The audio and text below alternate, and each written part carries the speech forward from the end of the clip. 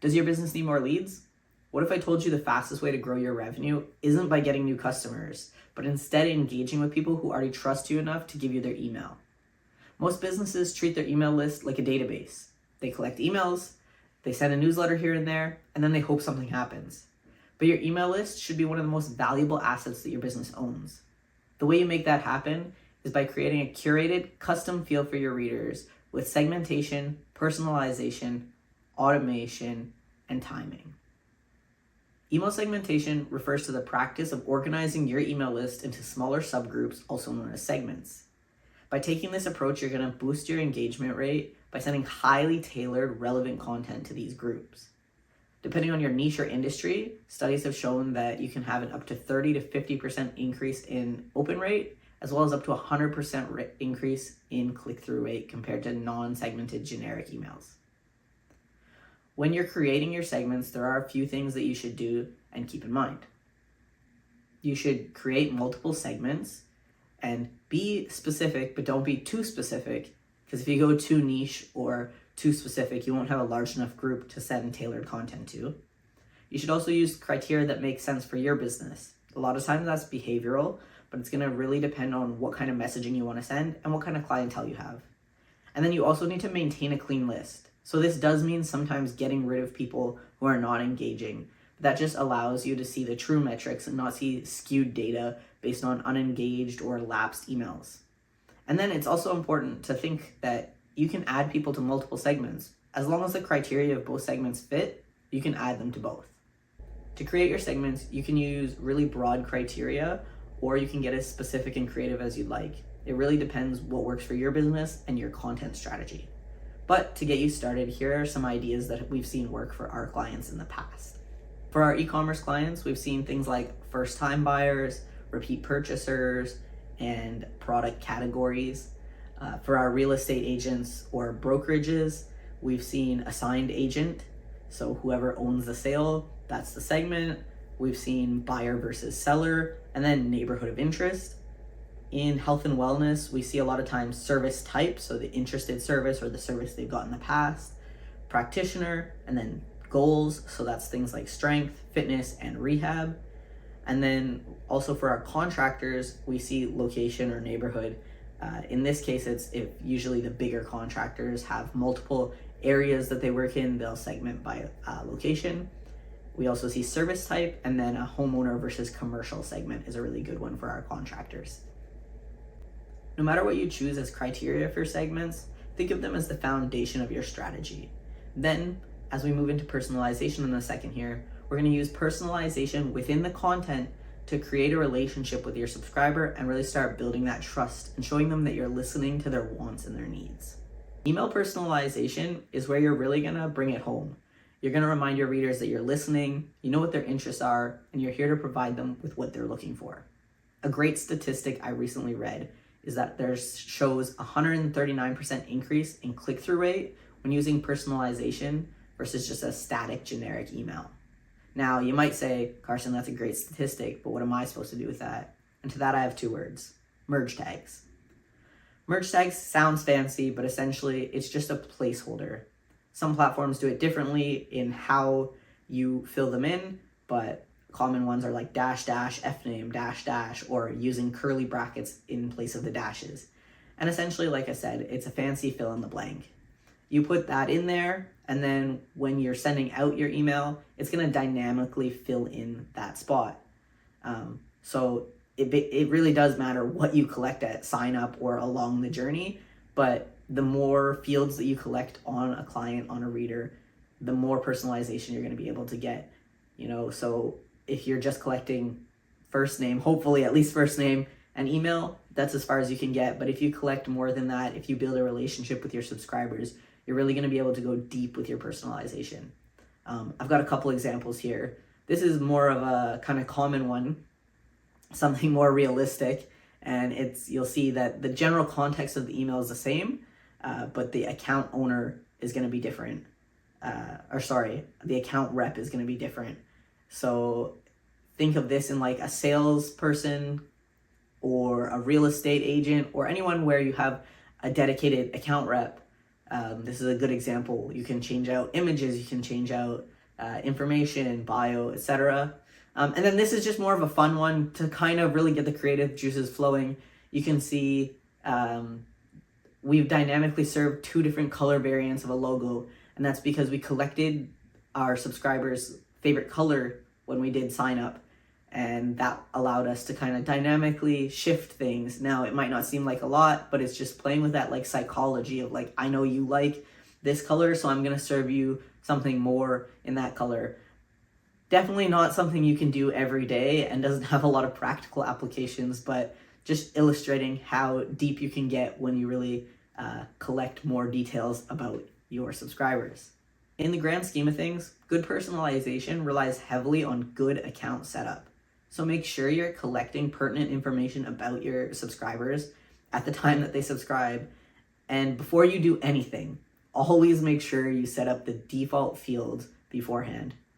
What that means is when you have a merge tag and you haven't collected that information on a subscriber, that dynamic field is going to tell it what to put in place instead of just sending out something blank. We wouldn't want to send out something blank.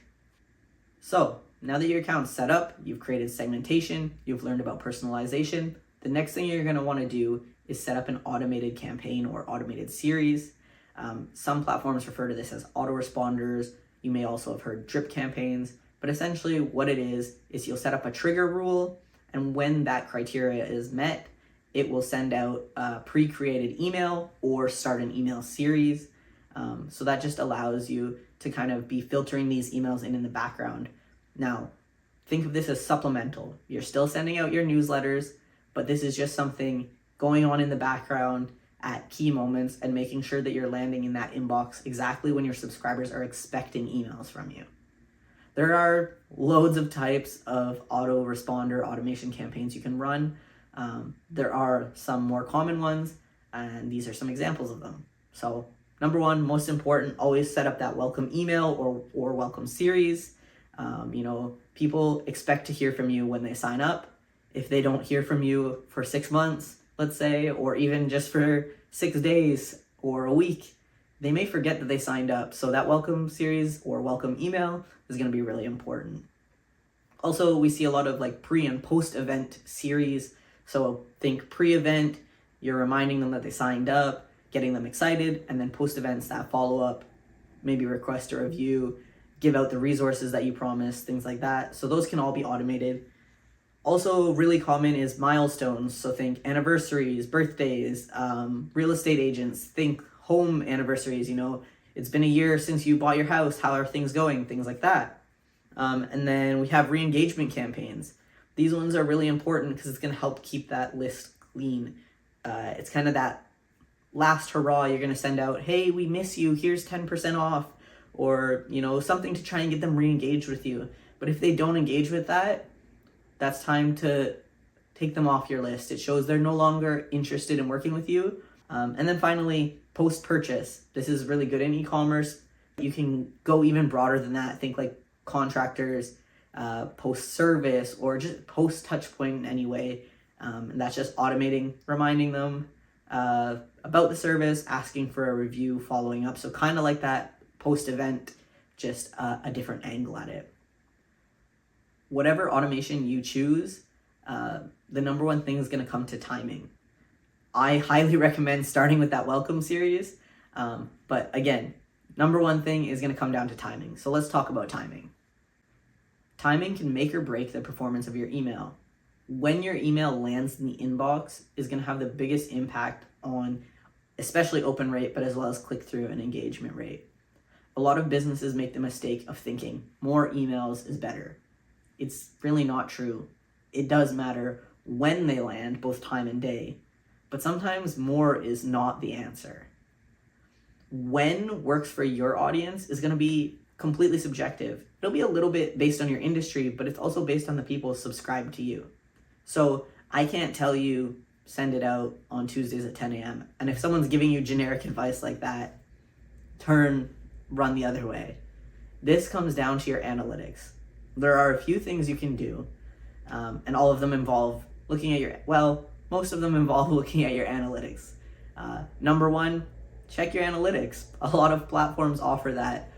With Robly, you have a dashboard and you're able to see your recent campaigns, what the best send time was and day. So, you can see your own past performance, and then you can also compare to like global trends.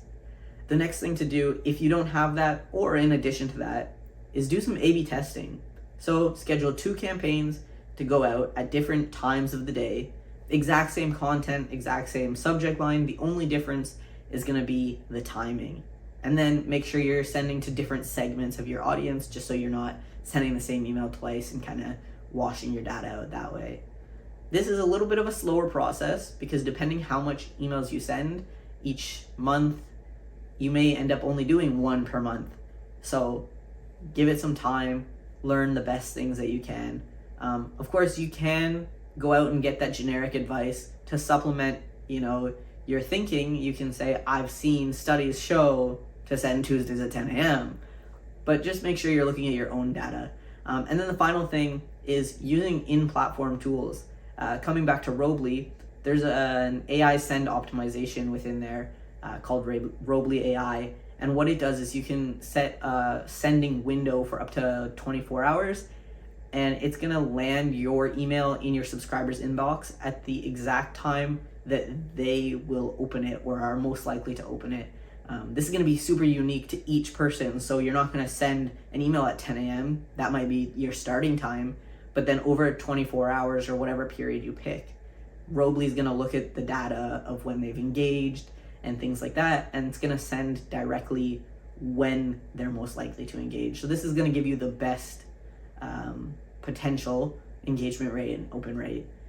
Overall, if you don't have access to a tool like that, then go back to your analytics.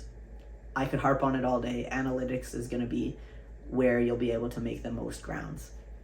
All right, if you remember nothing else from this video, I hope that you can remember these 4 pillars. And they are segmentation, personalization, automation, and timing. When you get the 4 of them playing together, you're gonna set yourself the best possible outcome. You're gonna create the best possible strategy for yourself.